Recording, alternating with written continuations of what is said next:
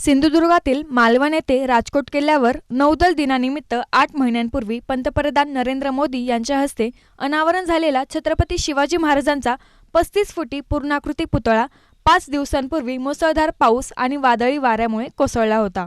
या घटनेमुळे समस्त महाराष्ट्र आणि शिवप्रेमींच्या भावना दुखावल्या असून महाविकास आघाडीच्या वतीने महायुती सरकारच्या विरोधात जोडे मारो आंदोलन दिल्ली गेट या ठिकाणी आज सोमवार दिनांक 2 सप्टेंबर रोजी करण्यात आले।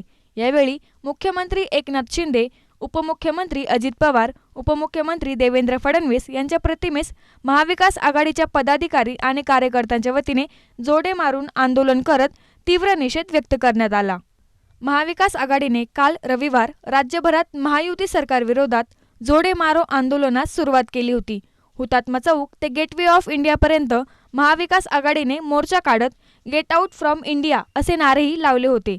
तर या आंदोलनाचे समर्थन करत आज अहमदनगरमध्ये दिल्ली गेट येथे जोडे मारो आंदोलन महाविकास आघाडीच्या पदाधिकारी आणि कार्यकर्त्यांच्या वतीने पार पडले।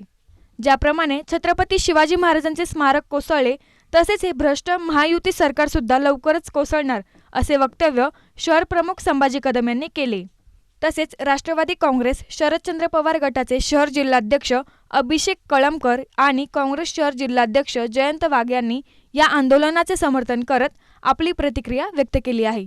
पाहुयात ते काय म्हणाले। 8 दिवसापूर्वी शिवाजी महाराजांचा पुतळा राजकोट येथे कोसळला।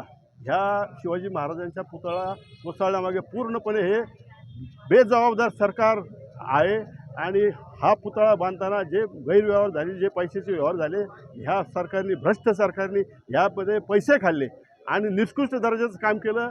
ज्या मुलाला काही समजत नाही त्या अशा तरुण मुलाला, ज्याला कशाचा अनुभव नाही, अशा मुलाला त्यांनी हे काम दिलं आणि याची शिवाजी महाराजांची ही अत्यंत निंदनीय बाब ही आपली महाराष्ट्रामध्ये घडली। ह्या घटनेचा आम्ही सर्व काँग्रेसजन आम्ही निषेध करतो, या सरकारचा निषेध करतो आणि याची पूर्णपणे जबाबदारी घेऊन या सरकारने राजीनामे द्यावेत आणि माफी मागावी। अजूनपर्यंत उपमुख्यमंत्री देवेंद्र फडणवीस यांनी माफी मागितली नाही। आमचा त्याला निषेध आहे आणि आमची मागणी आहे की त्यांनी नुसती माफी नाही तर त्यांनी राजीनामा दिला पाहिजे। सर्वस्वी गृहमंत्र्याची जबाबदारी ही ती पूर्णपणे टाळतायत।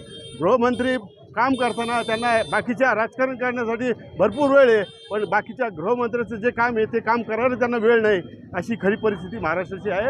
ह्या परिस्थितीबद्दल आम्ही काँग्रेसजन सगळं निषेध करत आहोत आणि जोडो मारो आंदोलन आम्ही आज या ठिकाणी साजरं केलं।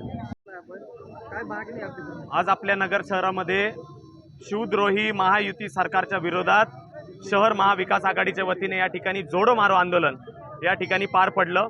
काल जर बघितलं असेल मुंबई या ठिकाणी महाविकास आघाडीच्या वतीने सन्माननीय उद्धवसाहेब ठाकरे, पवारसाहेब, नानासाहेब पटोले, बाळासाहेब थोरात आणि सर्व महाविकास आघाडीतील वरिष्ठ नेते आणि हजारोच्या संख्येने शिवप्रेमींनी त्या ठिकाणी जोडो माराचं आंदोलन आणि ह्या महायुती सरकारने जी मालवण येथे या ठिकाणी 5-6 दिवसापूर्वी जी शिवशिल्प आहे छत्रपती शिवाजी महाराजांचं त्या ठिकाणी कोसळलं आणि आपण जर बघितलं तर राज्याचे मुख्यमंत्री आणि दोन मुख्यमंत्र्यांनी या ठिकाणी वाऱ्याच्या त्या ठिकाणी तीव्र वाऱ्यामुळं तो छत्रपती शिवाजी महाराजांचा ते पुतळा त्या ठिकाणी कोसळला अशा प्रकारचं कमेंट या ठिकाणी केलं तर दोष त्यांचा आहे आणि त्याच्यामुळं ह्या विधानातून एक स्पष्ट होतं की त्या शिवशिल्पाचा त्याच्यामध्ये मोठ्या प्रमाणात भ्रष्टाचार झालेला आहे।